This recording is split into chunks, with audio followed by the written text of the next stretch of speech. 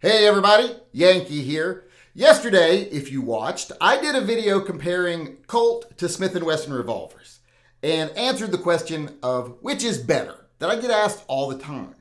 Well, a lot of people asked me in the comment section, why didn't you include Ruger in this comparison? Well, the reason is people don't usually ask me that. When people ask questions about comparing revolvers, it's usually Smith & Wesson and Colt. When you show a Colt, usually you get asked, how does that compare to the Smith & Wesson? People don't usually bring the Ruger into it, which would be the GP100 in this case. But every time I do a video about a Colt or a Smith & Wesson revolver, there's always some people in the comment section who come in and go, yeah, but Ruger's better than both of them. And today I wanted to address that, since I left it out yesterday. Is Ruger better than Smith & Wesson and Colt? And the answer to that is no, they are not. Now, there are a lot of misconceptions about Ruger revolvers. And I want to deal with some of those today while I answer the question of, are they better than Smith & Wesson or Colt? And it's those misconceptions, I think, that make people think they are better. There's people out there who think that Rugers are better because they're just tougher. They're tanks. They can take anything that would destroy the Colt or the Smith & Wesson. And there's a couple of different reasons I think they believe that. And they're both misconceptions. A lot of people think they're tougher because they're thicker.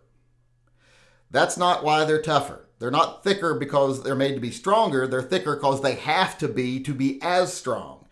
Because Rugers are cast. Smith & Wesson and Colts are forged. That's two different ways of making a gun. And therefore, the Ruger has to be a little bit thicker to be as strong. Because when you cast, there's a small chance of impurities and the metal's just not put together the same way. So it has to be a little bit thicker to be as strong as a forged gun.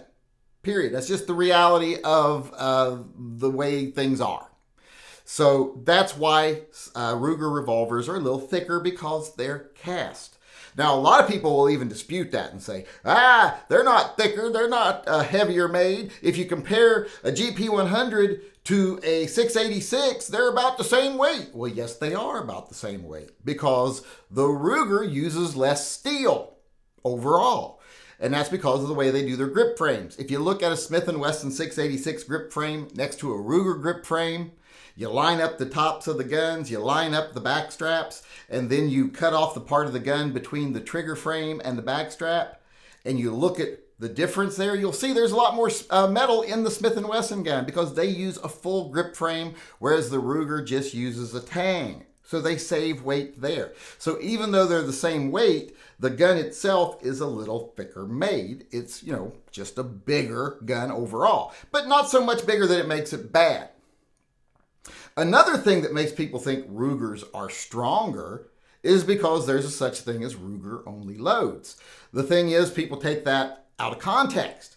Ruger-only loads referred to 45 long Colt loads back in the day that Colt couldn't handle, back in their original single-action armies, etc. They weren't built to handle these new, heavy, hardcore loadings that were approaching 44 Magnum. They just didn't make their guns for that.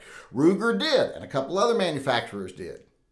So those loads were only good in Rugers. And there were also some cases of some Ruger-only loads that came around because Ruger used a slightly bigger frame because it was a cast frame. Therefore, their cylinders could be slightly longer. So you could load some rounds with the bullet, extruded a little more and fit more powder in there. And the cylinder would still turn in the Ruger, but if you put that in a Smith, it wouldn't turn.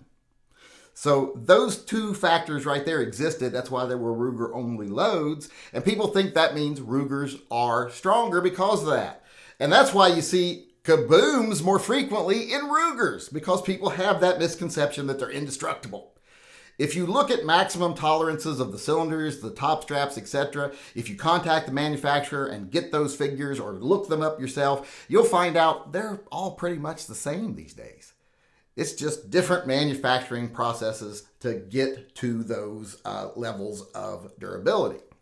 And they all are about the same. Where the real differences come in is the clockwork. I mean, if you look at a gun like this one, the Ruger GP100 right here that I have, that I love. I love this gun. I carry this gun all the time. If you look at the Lockwork, or I call it Clockwork, and some people get mad about that, but that lets people know what I'm talking about. You know, all the little gears and pushies and pulleys and stuff, you know. So I call it Clockwork. If you don't like that, go watch a Nut and Fancy video or something. I don't care. But here's the thing. On the Rugers, it's just not as good because of the way they do their rebound springs, the way they do their trigger setups, etc. Triggers not as good as on this as it is on the Smith. And the one on the Smith isn't as good as the Colt. So when you take into account they're pretty much equal in durability, but the Ruger doesn't have as good a trigger, well, then I just can't say it's better than the Smith. Because overall, the Smith & Wesson is better. If you look at a quality scale here for guns that goes from Kel-Tec to Korth, you're going to see that the Ruger is very far up the scale. It's right up there. It is a very high quality gun. But just slightly, ever so much ahead of it, is going to be the Colt revolvers. And then even a little half a tick above those is going to be the Smith & Wesson revolvers. All three are very high on the scale and very close together, but the Ruger does sit, like I said, about a click lower. And it's because the triggers aren't as good. Also, the refinement of the gun, not so great. If you look at the hammer on this gun, it just looks like they cut it out of a flat piece of steel. That's true on a lot of Rugers. And most people who own Rugers don't care because they just think that makes it more durable. That's not. That's just a cost-saving measure. That's all that is. I've actually changed some of the hammers on some of my Rugers, like my Vaqueros, to make them nicer hammers because I don't like those flat hammers. But like I said, they're just not quite as refined. The push button release is one thing people either really love or hate, but I find it to actually be a little bit cheaper and lesser of a system than the ones on the Colt and the Smith & Wesson. So that would be up to personal preference. I just don't like them as well, but they are kind of nice, and I understand why people do like them. But overall, just can't rate Ruger with the other two. They are a hair below, mainly because of some of those lack of finishing details and the fact that the trigger's just not as good. And that's one of the most important features of a handgun is the trigger. Now, I will admit that I often like the looks of Rugers better than Smith & Wessons, just like I like the looks of Colts better than Smith & Wessons. But looks are subjective. And even though I think the Rugers are some of the best looking revolvers out there, especially their single actions, etc., and some of their double action guns even too, they're just amazing. I think that they look really tough. They look really good. They look really classic in some cases. I like the way they do their top straps. I like a lot of things about them. But looks are subjective. So when it comes right down to it, I have to judge the gun on mainly two things. How durable are they? How reliable are they? And how refined are they?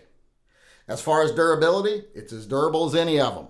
Not more durable, but as durable. As far as reliability, well, they're all very reliable. In fact, I might even put this one slightly above the Colt when it comes to reliability. Just slightly, but not enough to make a difference, really. Because it does have a clunkier mechanism that isn't as refined, which is why it really falls down on refinement.